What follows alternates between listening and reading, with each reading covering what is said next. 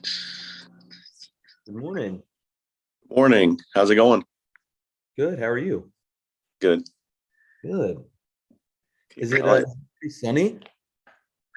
Yeah. Yeah. There's it's a Morning. little How's it going? morning. Good. Can y'all hear me? Good. Yes. Cool. Is it, All right. Thank you for being on.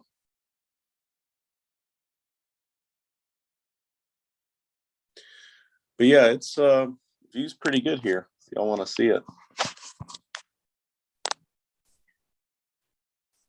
Um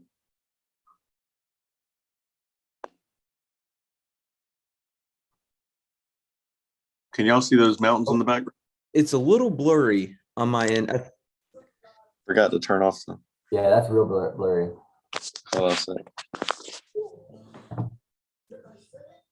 Dang, there we go. That's awesome. Man, is that a Top Golf? yeah. Dang. Where are That- you? I'm in Scottsdale, Arizona. Okay, nice. Flying back today, but met some partners in EXP commercial here this weekend, and good stuff. Was it like a EXP event or what? No, they wanted to get together. We've been talking about it for a while, and so this weekend was the winner. Nice. Did you So play it's- golf? I did. Yep, played Quintero, and had a great time. That's sweet. I actually played really well. So shocking. I told my buddy I played with, I said, man, it's funny. Every round of golf I've played this year has been 2,000 miles from my house. Hey, that's not a bad thing, honestly. No, it's good. It's fun.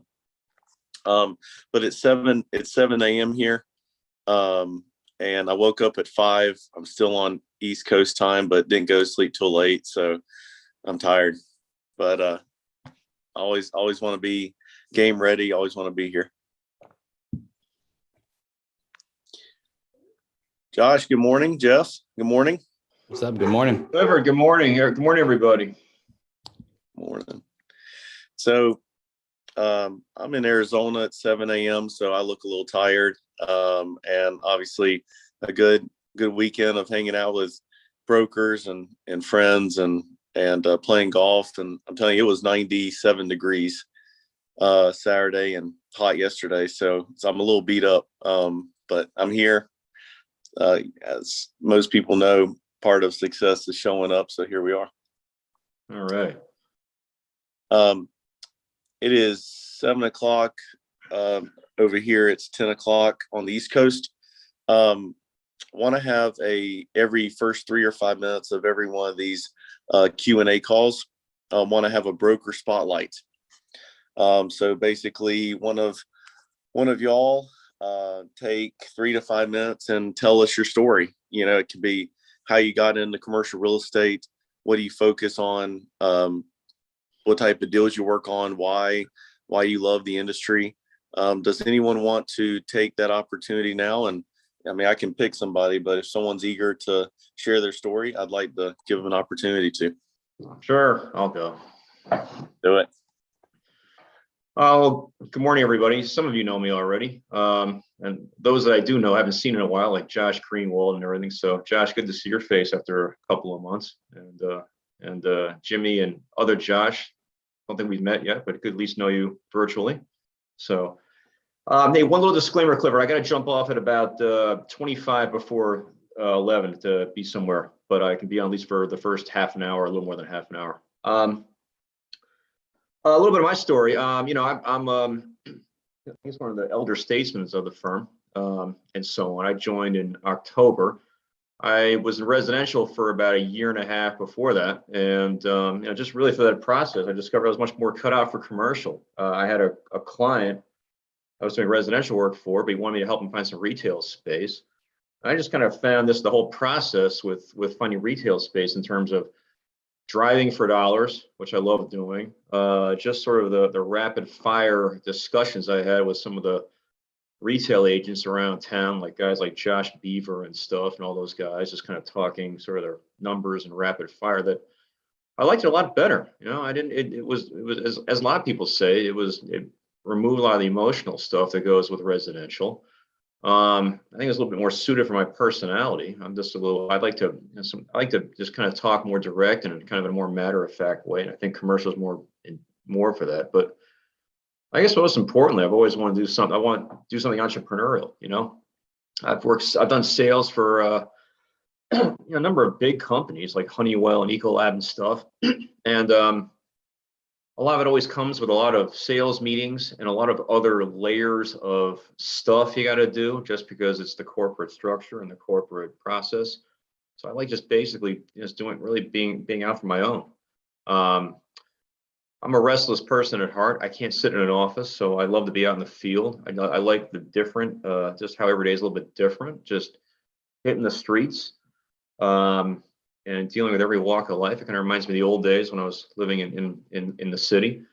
And yeah, so far so good. You know, I got a couple of things that are working. I got, you know, got a couple listings recently. Teaming up with Robert Spivey and a few things where he and I seem to be collaborating quite well. You know, we got another couple of good meetings coming up later this week. So that's just a little bit of my story. I could probably spend the whole hour just talking about that, but I'll save some space for everyone else. But that's just a little bit about me. I appreciate having the chance to talk and just get to know you all a little bit better, at least through the web. So thank you. Thank you. I'm proud of you, man. Thanks. I am. Thank you. So, hey, that was perfect. So this is a Q&A call. And so want to see if anyone had any questions or situations or thoughts or anything that they want to share or ask, and we can go from there. And if there's no questions, we can talk the market. This weekend I've been thinking about like how I can, like for instance, okay, there's a deal that's over on Music Factory Boulevard. Okay, Jay Mitchner's got the listing. He's a good guy, and I had a client submit an offer. It was like, you know, it wasn't that far off, but they didn't want to come down that much. And so I was like trying to, you know, kind of think about how I could generate other buyers for this deal. And so I was just thinking about other adaptive use, like redevelopments that other people had done around the city and whatnot. Specifically, one that comes to mind is a building that my friend's dad sold over on Bland Street, where there's like right across the street from Soul, like meat company or whatever. And I'm going to reach out to that owner today and just kind of see if he's interested in the other deal, just from what his, you know, past appetite has looked like here in Charlotte. So I think that that's a good way to kind of, if you're like stuck on and you're like, oh, this is a good deal for somebody, that may be a way that you could go back, just like pull the tax card or something like that, see who the owner is, and just kind of give them a shout and see what's up. That's a great idea. I'm familiar with that project on Bland. Vishal Aurora with Magnus Capital, they own it, and they bought it and they've redeveloped it and added value. And Vishal is someone I would definitely call. I would also call Artesia, Collin Brothers. They bought 1801 North Tryon and doing the Foundry Supply adaptive reuse project across from the Amtrak station in North End. Mhm. So yeah, those are two that are two of my go-tos for adaptive reuse. I would definitely call. But you're right. I mean, you know, if someone doesn't know those people, right, you find projects that fit and see if they want to buy. I mean, I think it's genius. It's the best thing to do for sure. Might as well, trying to make money. That's right. That's fine. Yeah, I mean, I do this a little bit for my health, not really, but you know, we do it to make money and add value to other people's lives. So that's perfect. Good luck on that listing, that opportunity and Music Factory. It's a great location.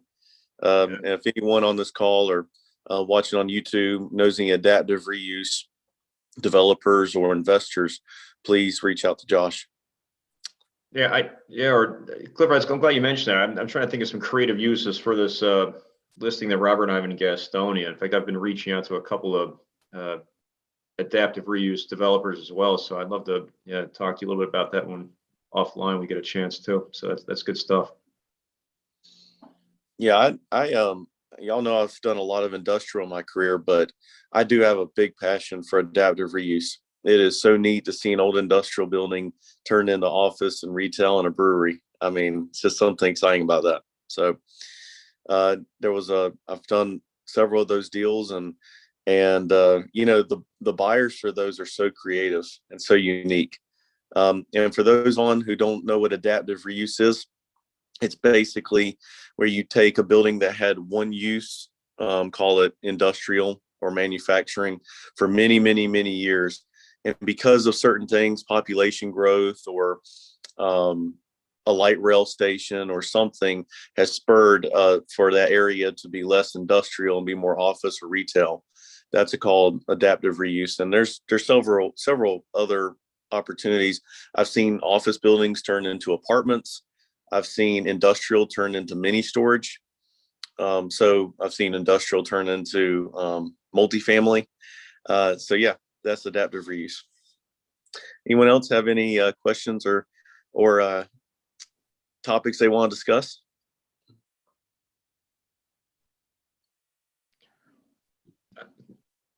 Since you're talking about adaptive reuse, one of my favorite uses is turning a brownfield into a golf course. When I was living in New York, there were a couple of places in New Jersey that basically turned trash heaps into beautiful golf courses, like in Bayonne and Jersey City. So another creative way to use it. I didn't know that. Wow. Yeah. Really. Yeah. They even like imported the vegetation from Scotland, and to make it look like a real links course, like in England and so forth. So yeah, it's pretty interesting stuff. So they're playing golf. They're surrounded by fuel tanks and things, but they're playing golf as if they're in Scotland or Ireland or somewhere. It's pretty interesting thing. That is awesome. I feel like is it something national? There's a course or something ferry. Anyway, I think I've seen a course that online, and I thought, man, it's just surrounded by ship cargo bays and Yeah. And it looked pretty cool.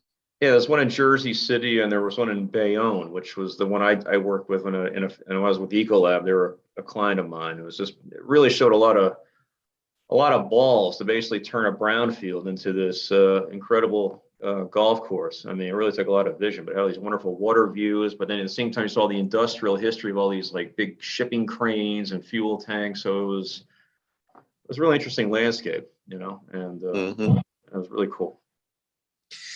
That is neat. Hey, thank you. That's awesome. And we have to think outside the box, right? I mean, not every single property can be developed, and not every single property is perfect for a certain development. But I mean, in that situation, super dense, so highly populated area, brownfield, they don't want to build homes there because you don't want people, living there for obvious reasons, so hey, golf course, people come and go every day. They're not there all day, every day.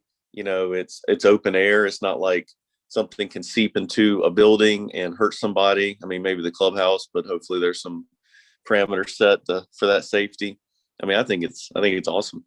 It's really cool to see, something that, I mean, it had value because, trash has to go somewhere, or oil had to go somewhere at one point, or maybe it was manufacturing for the first cars in America. So there obviously was something there in value, but really neat to see it something that hopefully for the next 100 years is going to bring value as well, and instead of sit vacant. So that's pretty cool. I'm in Arizona right now. I'm learning a lot about this state. It's on fire, just like Charlotte is, just like Florida is, Texas. And, it's really hard to develop real estate here. It's the middle of a desert. And I think there's like 1 or 2% of the state has like I think they call it like an underground or a water basin. That's not a lot. And it's a big state. And then if you put in a well and septic, I think the water pressure is pretty low. So that makes it tough for multifamily. So anyway, that's why I was looking at a map and I was like, everything is just so close to Phoenix.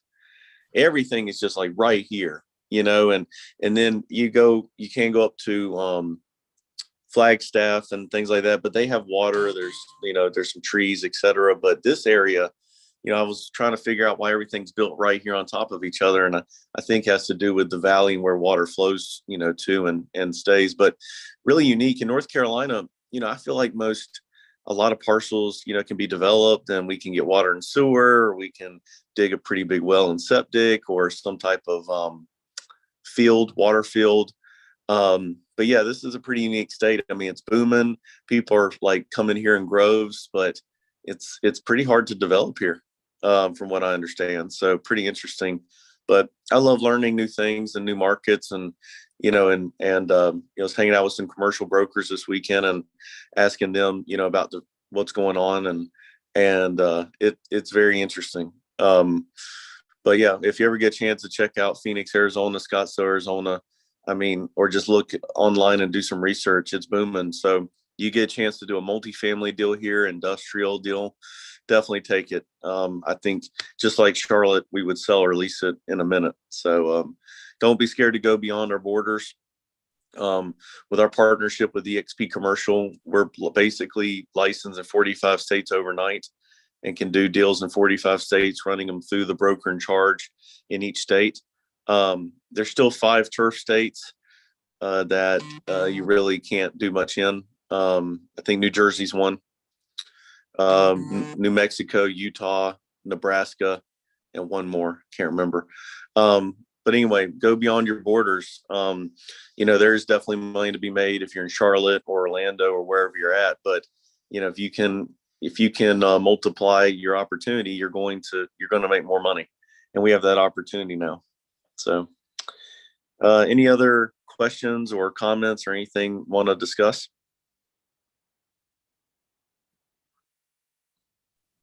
That was the water supply you hear about all those western states like out like Nevada, Colorado, California, like where the water supply is a real concern. Is that what we're talking about? Like they might run out of water in 25 years or something, or I know stuff like that. Is that the main concern with the development out there? Yes. Yep, that's it. And they do have a monsoon season in the summer, but it basically monsoons for like 20 minutes or 30 minutes and then just stops. So and all winter and like spring and fall it barely rains. But so yeah. But then you get 6 inches of rain in a half an hour, right? And then yeah. You get flash floods and then it's done in an hour, right? Exactly. So yeah. I'll tell you, I've been driving around this city, and really cool, the canals where the water goes, that obviously it's very strategic to go down to the valley. And so when there's a monsoon, water is getting collected pretty well and taken to, I guess, their water treatment plant or whatever it is. But yeah, I don't know. Unless there's another solution or unless more water shows up. I could be wrong, but I imagine at some point in the future, 20 years, 100 years, 1,000 years, there's going to be some issues. I'm literally in the middle of a desert, and there are so many buildings and there's so many people and there's so many cars and roads, and just all these people need water. And I'm just like, this is amazing. I'm an East Coast boy. Haven't spent much time on the West Coast.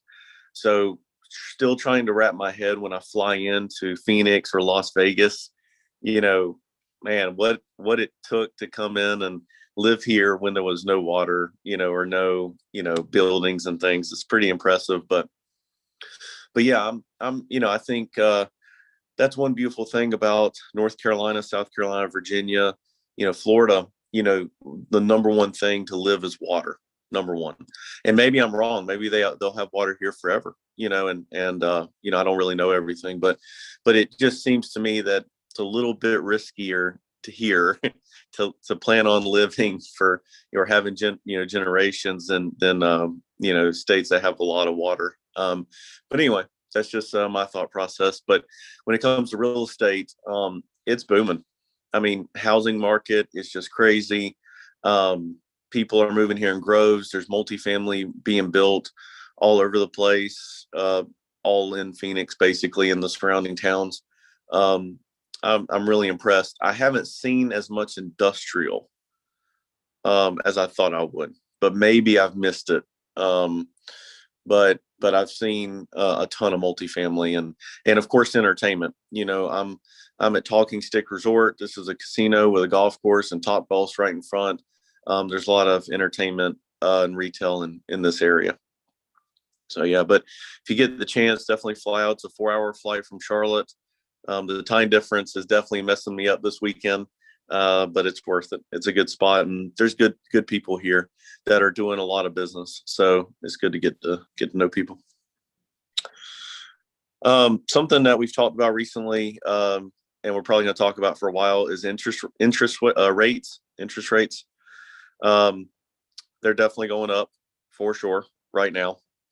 And one of the brokers I was here, he's a mini storage broker. All he sells is mini storage sites, and in 4 states. And he made a great point.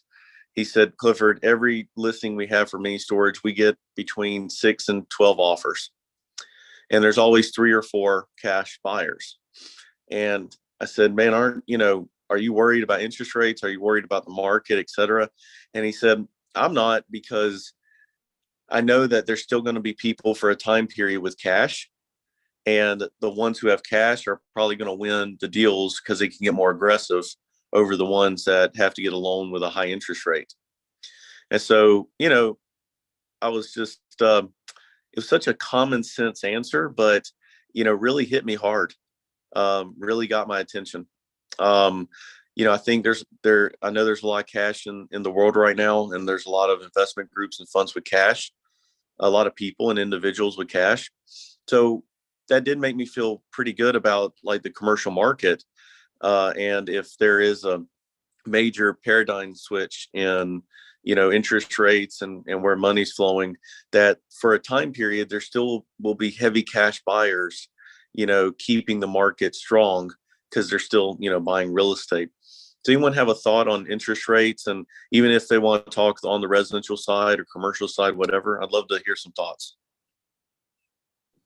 I was actually talking with a client this morning about interest rates. He reached out to me and said, have we seen a change in the multifamily market because of the interest rates? And my response was not really yet. And the way I look at it is, as interest rates go up, buying power goes down, as well as, if people are focused on a cash on cash return, like let's say they need to, they're going to have to sit down and reevaluate their KPIs pretty heavily, because if they require a 10 to 12% cash on cash, they're either A, going to have to negotiate a better deal, or B, their buying power is going to go down because now their debt service is more expensive by a lot. If you're financing a $5 million property and the interest rate goes up even 200 basis points, that's really going to affect your cash on cash a lot. So, it's a waiting game. We're going to see what it does. I think it's going to correct the residential market first, because as interest rates go up, then buying power really goes down, less buyers on the market, more sellers on the market. It turns into a buyer's market. So we'll see. I don't think it's going to crash or pop. I mean, the amount of people I get, probably 5 or 10 messages a week. When's the real estate market going to crash? I'm waiting for the crash. I'm sitting on cash waiting for the crash. And I just it's not going to happen. I don't think, in my opinion. I think it's just going to correct. We'll see a more realistic market. So in a sense, I'm kind of excited for the interest rates to go up a little bit, because it's going to give us some opportunity, and get rid of some of the people that shouldn't really be buying real estate in the first place, and get the real players, the real cash players, I think. So I love it. Everybody on YouTube, Josh is our multifamily expert. And so definitely don't hesitate to reach out to him with multifamily deals and opportunities. Hey, thank you for the perspective. I agree 100%. Yeah, I appreciate it. Yeah, I love it. And I'm going to ask a very leading question, because I know the answer, but I want you to share something or share your thoughts. Have you had a hard time getting listings because it's such a seller's market? And would you like to see a little correction? So hopefully there's an equilibrium and maybe you have more properties to sell. Well, for sure. I mean, getting multifamily listings is tough because there's so many buyers. You know, if you let's say I have a 10 or 15 unit property that I want to sell and I don't know any brokers, I could go into the nearest Starbucks and stand up and say, hey, I have a 10 unit apartment building that I want to sell it at 11 cap, and I could sell it before I left the building, you know, so, or even a 9 or an 8 or a 7 cap, you know, at this market. So yeah, you know, it's definitely difficult to get exclusive listings with multifamily. I feel like I'm the best at it. So I'm going to keep pounding and keep getting those listings. But yeah, with this correction, it's going to get, like I said, it's going to get some of the people out that have no business buying real estate, and it might make it a little bit less competitive. And because the cap rates are so low, and the question that I ask myself every day is how low can they actually go? You know, I mean, you know, at some point it doesn't make sense to buy a value add building at a 4 cap. Yeah, but when is that point when it doesn't make sense to do that? So yeah, it is hard to get listings. I appreciate how hard it is to get listings because it gets some of the brokers that have no business doing it out. But yeah, I'm looking forward to the correction. I am. It's going to bring a lot of opportunity. They say 07, 08, more millionaires remain in real estate than ever. So I don't think we're going to have an 07, 08, but yeah, I agree there. So I had a lot of time this week. Thank you for sharing. Had a lot of time this weekend to talk about the market, and, you know, we're always trying to predict the future, which is impossible. Right. But basically with what could potentially, you know, be coming, yet we have to ask ourselves, you know, as brokers, are we prepared if there's opportunity? You know, sure, we may get more listings, sure, we may get more, you know, deals done, but, you know, as brokers, if our only source of income forever is commission, we could potentially die broke, because every time that, you know, we get a $60,000 commission, we celebrate with going to get $100,000 car. You know, which guilty. I've been a victim of that my whole career. You know, we get bigger homes, you know, we go on bigger vacations, you know, it's just the way we are. Right. And so, it's the way I am, and I'm proud of it. Keeps me motivated. But, you know, there has to be generational wealth. There has to be passive income. There has to be tax plays. So, you know, are we as brokers prepared to buy good deals with, you know, investors or clients or whatever, or ourselves? Are we prepared for that? You know, do we have enough cash on hand? Is our lending ability, you know, high enough? You know, those are questions I'm asking myself a lot here recently, with interest rates going up, and the thought that maybe there's a correction, maybe there's not.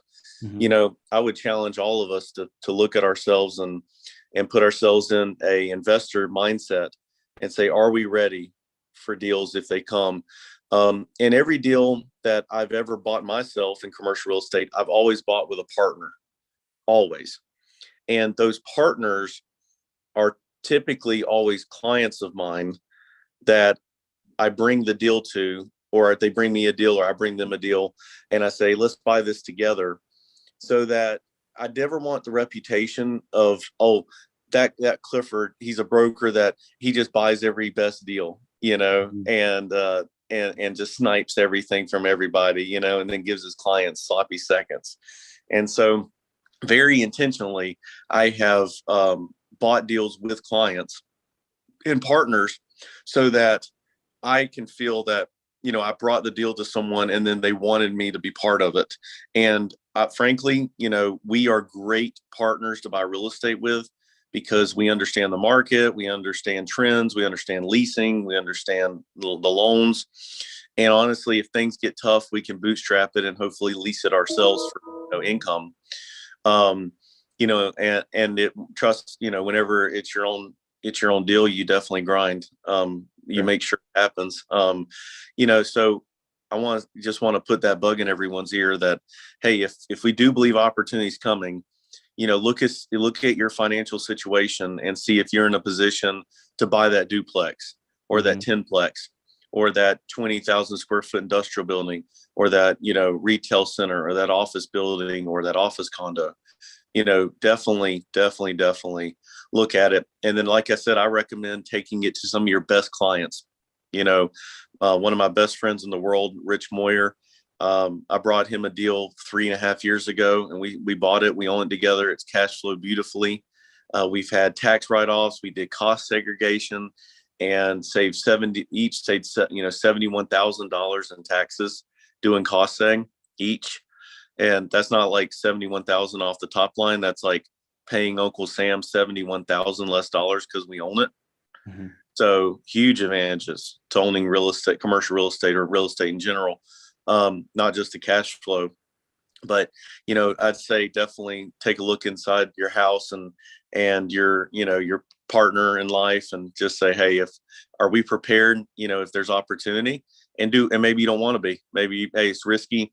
I just want to make earned income my whole life, and I know I can control that and control whatever. But if you have goals of having multiple streams of income and owning real estate, I just say, try to be prepared. Try to have as much cash on the sidelines as possible. Try to have your lending capabilities way up. And one big part of that is, as brokers, we like to write off everything. Seriously. Section 179, I wrote off my car. I write off all types of stuff. And if you try to go to a bank and get a loan for anything, and it shows that you lost 20,000 a year for the last 3 years, it's going to be a little difficult. Mm-hmm. So definitely maybe pay the piper a little bit to show some profit this year on your taxes if you haven't done them already, because and in commercial it matters too. It really does. They may be looking at the cash flow of the property, but they also want to look at the borrower, because if that tenant was to leave, can that borrower, service the loan? They still look at us personally, right? So anyway, I'd say definitely think deeper about your finances and your tax return and cash on hand, lending ability. And then, of course, if there's just a frenzy of opportunity, call up one of your best clients and say, hey, I love this deal. I'm not going to lie. I'd love to be a piece of it. Can I roll my commission into it? Yeah, that's what, I was going to mention that earlier when you were talking about what we're doing to really set ourselves up to be in the investor mindset. I've already had that conversation with all of my exclusive multifamily buyers. It's like, hey, obviously I have to eat, I have to make an income. So I'll be selective. I said, but if there's an opportunity for me to roll my commission into the deal, and be a partner, because all my exclusive buyers are paying my commission on the closing disclosure, not coming from the seller. So it's really going to save them money. If it's a $60,000 commission, really, and you get more than 3% of the deal. So let's say it's it's $250,000 down to buy the property, to get the loan to buy that property. It's 250 grand, and our commission is, call it 100 grand, right? We could almost own 50% of that deal by just giving up our commission exclusively. So that's something that I put a bug in all of my exclusive buyers' ears, that's something I'm interested in, and all of them have been receptive to that. So because it's going to save them money, and they know that I'm a hustler too, so it works out for them.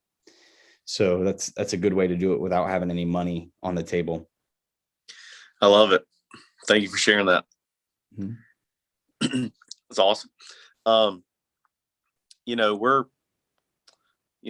We're all pretty, I've been in the industry for 8 years now. So I got in the industry in 2014. So 08, 09, 10, 11. I was in college chasing a white golf ball, a little golf ball. So I can only say what, my mentors have said, but would love to hear from someone on YouTube if they were through that market and what they have what they have to say. And And also, I want to check in with Wes. Is there any questions on YouTube or any comments? As of right now, we don't have any questions, but Andrew Morgan said, let's go. Passive income is the insulator for any market correction. I love it. Thank you, Andrew. And those of you who don't know Andrew Morgan, he and his wife and my wife and I own a residential firm together called Blankmore Real Estate Group. And that guy's got it going on. He's a smart man. But yeah, passive income. I mean, that's freedom, right? That is the freedom that we're all seeking. And that's why we buy commercial real estate, and that's why we do investments, et cetera, is for passive income. So yeah, thank you. Thank you, Wes. Thank you, Andrew. But yeah, I mean, like I was saying, I was not in that correction. I lived during it, but I was not affected by it that I knew of. I was, but I didn't own a home at that time, et cetera. But Josh made a great point. There was just more millionaires made during that time period than ever. So that just tells me we need to be prepared. Does anyone have any comments on 08, 09, 10 and a correction, or maybe they have a story of someone that did something interesting during that time, or maybe exactly what we said is exactly what we should be thinking? Anyone have any input on that? So my dad has been in residential brokerage here in Charlotte since 1980, and he owns his own firm. And I was like a junior in high school, sophomore in high school, whatever. And he was still doing deals. I feel like Charlotte, like, we're blessed to be in this market. It's definitely like an insulated market. I think from other places, such as like, the Northeast or, the Midwest or whatever it may be. I'm sure that they got hit a little bit harder because there's still a demand for people to be moving here. So I think that is one good point that we should, kind of have like a little bit of sigh of relief, being here. But, like Clifford said, also, we're like licensed in like 48 states now too. So if things are not going well here, we can always kind of start to look other places. And the one thing I do like about, excuse me, the software that we have, the Reonomy and whatnot, like we can use that across the country. It's not like CoStar where I'm paying for just like one region or whatever, and then they're going to try and charge me an extra $200 for the whole, shebang. So I think that, it's just all about adapting to each market that you're in. So like, just keep grinding. Man, I love that. Thank you. It is encouraging knowing that, hey, even if things get a little squirrely, people still do deals, things still sell, they still trade hands, things still lease, there's subleases. I love it. Want to shift focus to prospecting a little bit. Does anyone have any tips and tricks that have worked for them recently for prospecting that they want to share?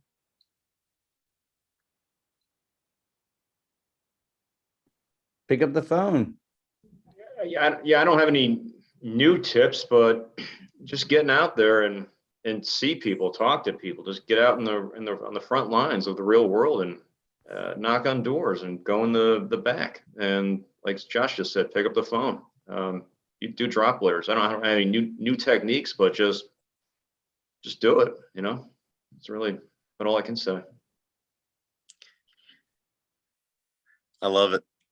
I was hanging out with these commercial brokers here in Arizona this weekend, and they're graduated from Arizona State University 2 years ago, and they're killing it. I mean, they are killing it. And I said, what do you think is leading to this success? So quick. And they both said, dude, we answer our phone. That's it. I was like, what? They're like, we call people, and when they call us back, we answer it. I was like, it's got to be more than that, man.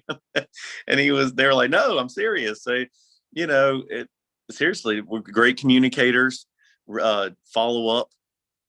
And I was like, man, it's just so simple to be a great broker, but why all of us we don't do it blows my mind.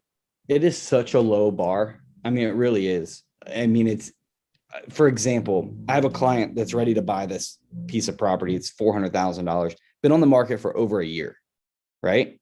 And I called the CEO of the company that's listing it, and I know him and you know him, and he didn't call me back. And then I found the co-list agent on it, called him, and he didn't even know what I was talking about. And I'm like, dude, it's a piece of land. I gave him the address. He's like, oh, that one. Yeah, that's my first listing ever. And I'm like, okay, cool. What can you tell me about it? Well, I don't really have much. Dude, it's been a year. Has it ever been under contract? Yeah, it's been under contract once. Why'd it fall apart? I don't even remember why it fell apart. Oh my God. So, and then he promised me he was going to send me, 4 documents on it, and never got it. And I finally texted him like, dude, listen, this thing's been on the market a year. I have somebody that's ready to buy it, basically at asking price. And you told me 3 days ago, you're going to send me these documents. He said, oh, I was at the mountains. Okay. Congratulations. You're at the mountains. Like, what does that mean? Send me the documents. So we finally sent him, and listen to this. It's $400,000. It's a piece of land. And I asked him what the co-broke was. And he was like, well, it was my first listing. And he said the entire commission is 3%. The entire commission on the entire deal, 3% on a piece of land. On land. On land. What? It's And usually 5% on land to I was- one side. there should be 10% on land, 5 per each, but 3% total. And he's like, so we could split that. And I was like, okay, cool. Well, you can take yours. I'm just going to go get paid by my client. But I'm getting paid by my client, but whatever. So we'll see if we can get that under contract today if he wants to answer his phone. But yeah, so it's a low bar, guys. Answer your phone and call people back, and I promise you'll get deals. It's crazy. Yeah, I agree. You're just by picking up your phone or returning a call in a reasonable time, you're already on second base, Yeah. I just sold my home service business, and that was the whole thing for 2 years. It was just pick up the phone, because all these contractors, nobody answers their phone. And when they do, they're, we're live on YouTube, so I'm not going to say what they actually are, but they're jerks. You know what I mean? So it's a low bar. Answer the phone, be personable, call people back, and you'll make money.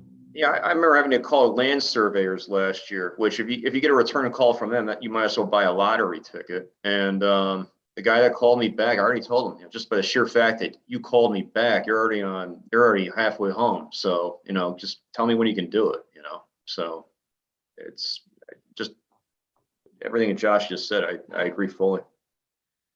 I love it. And we could definitely get on a soapbox for sure. And that is, I don't want to do that, but I think the best part of that we can take from this is that I know we're all busy with personal life. I know we're busy with personal life. I know we got to get our oil change. I know we love going to the mountains. I know we love going to the beach. I know we love playing golf on Friday afternoons. I get it, but if you have financial goals in this industry as a broker, and you're known as one of the best communicators in the industry, you cannot lose.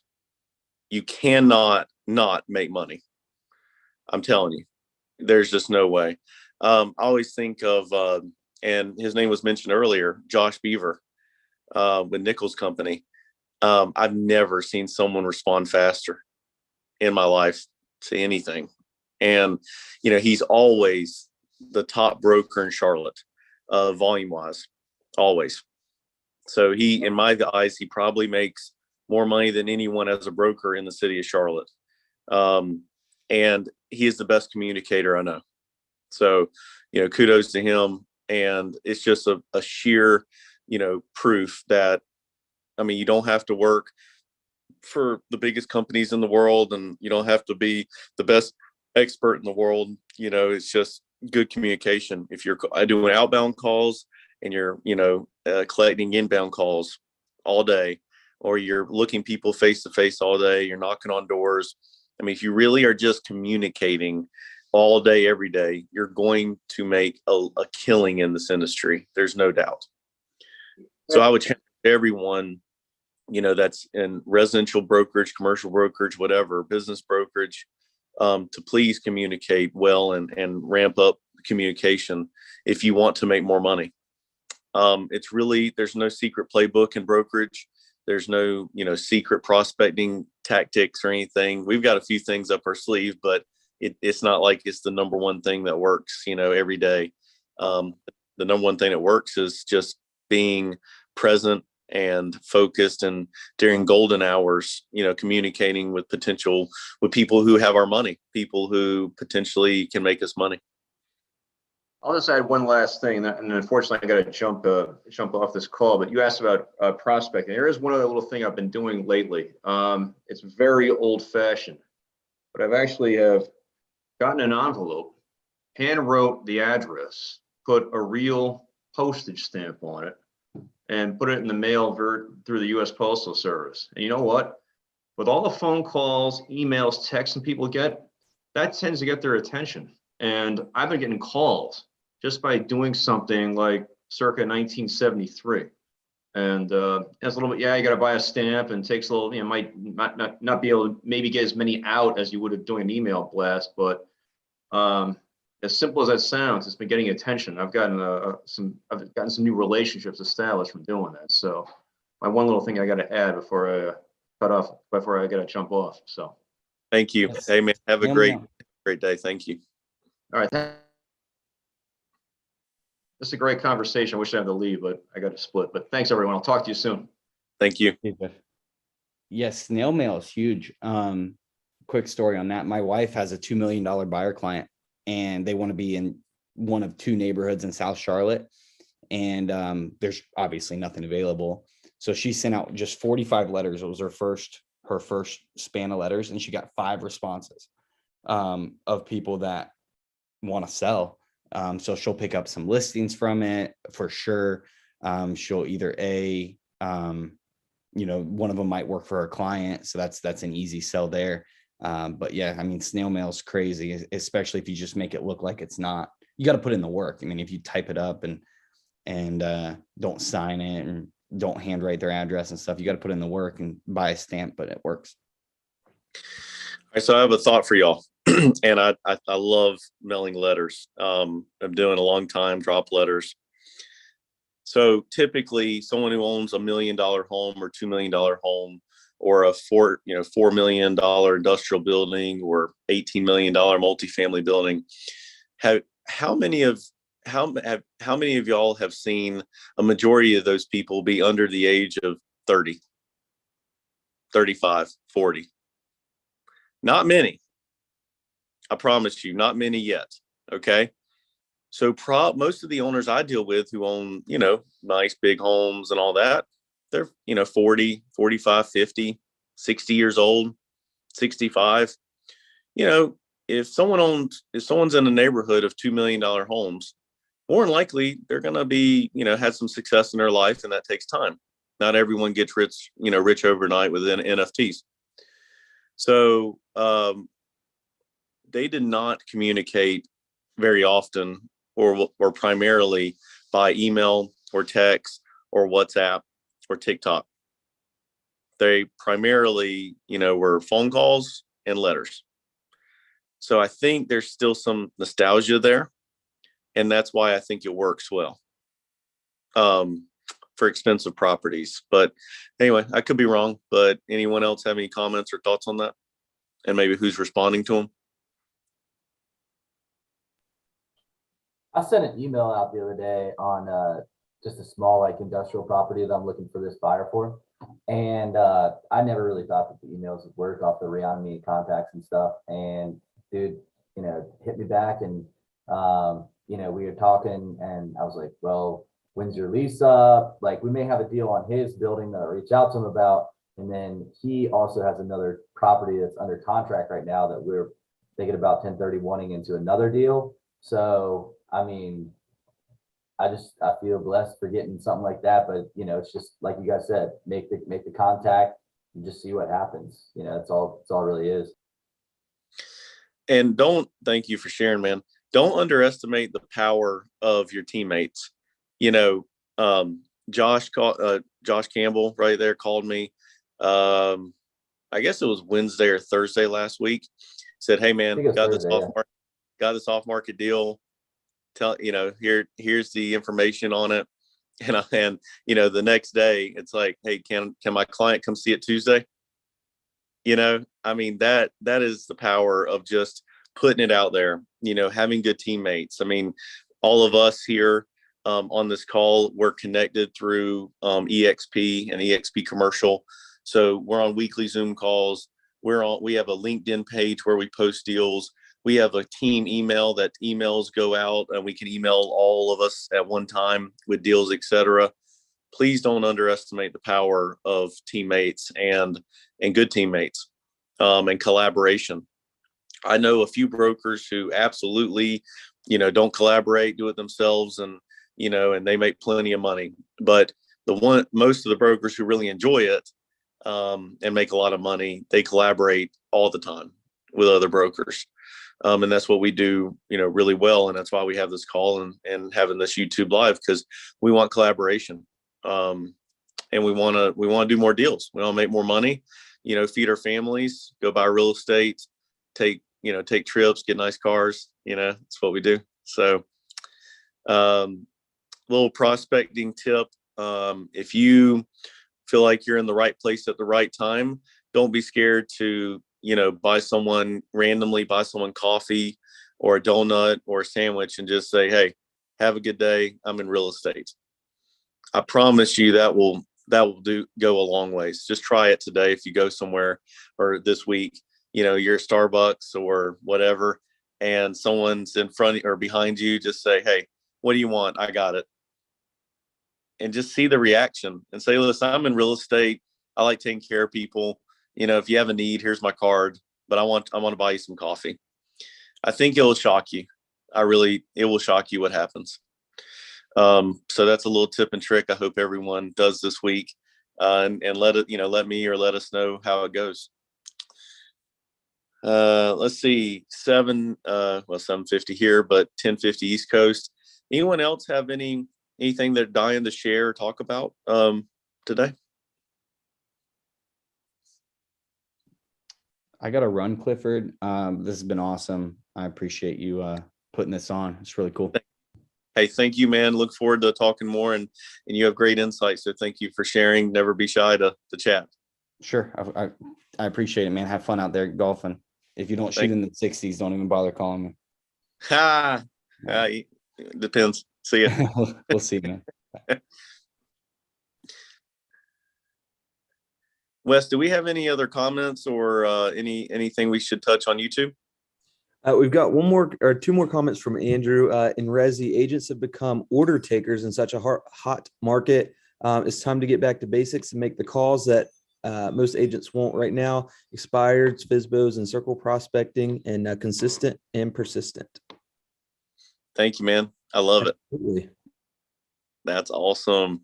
So true. Good. Well, hey, it's been a great call. Thank you all. Thank you for bringing it every week. Hope you got a lot of value in this. If you want to talk commercial real estate brokerage or investments, feel free to reach out to anyone on this call. I trust everyone will give you sound advice, and love to collaborate and maybe team up one day if feel like it's a good fit. But yeah, thank you so much. Thanks everyone for being part of, on the Zoom and on this call. Y'all are my family, and this is just the beginning. So have a great day, and good luck out there. Have a good one, guys. Adios. See y'all.